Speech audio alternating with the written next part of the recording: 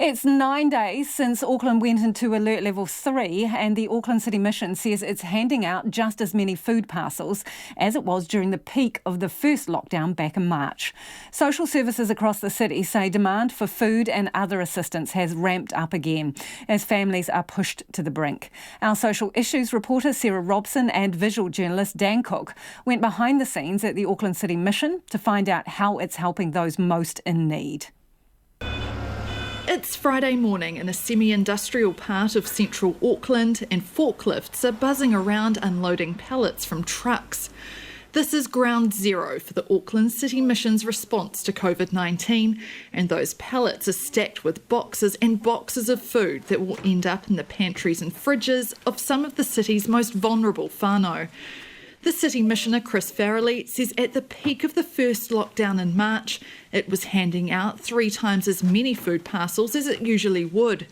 Some of that demand eased off as the country moved down to level 1, but Mr Farrelly says it's ramped back up again. We've moved back to the trebling again. So as of today, we're pushing out from this place and our other centres about 3 times what we would have been at the same time last year. That's about 1,200 food parcels a week, not to mention all the bulk supplies the mission sends out to dozens of smaller community food banks around the city.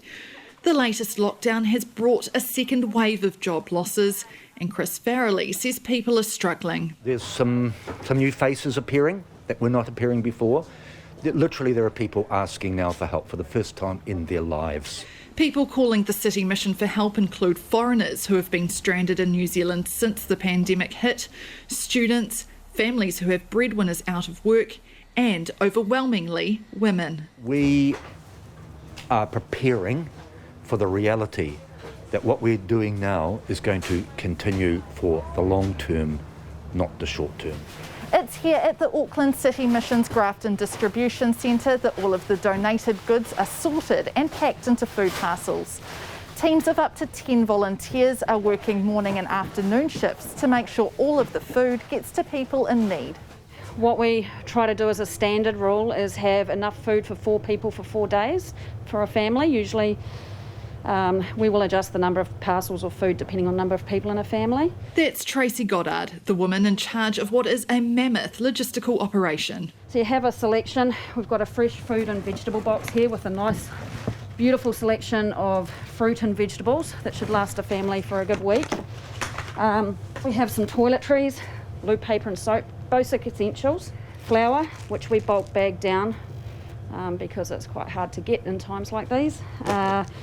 Rice, pasta. As well as the pantry staples, Tracy Goddard says whānau need other household items too. We're often short of things like toothpaste and toothbrushes. Feminine care sanitary products are always in big demand. Something like 80%, if not more, of the people that seek assistance are female, mums, aunties, grandmothers.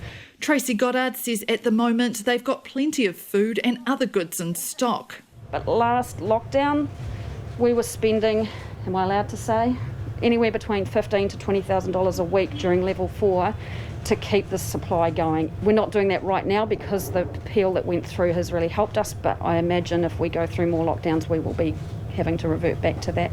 Until COVID-19 hit, Christmas has usually been the City Mission's busiest time of year.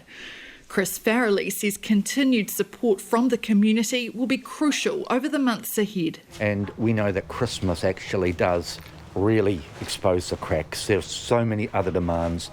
So we're preparing for a Christmas like no other. Mō te hōtaka o te ahi ko Sarah Robson. Aho.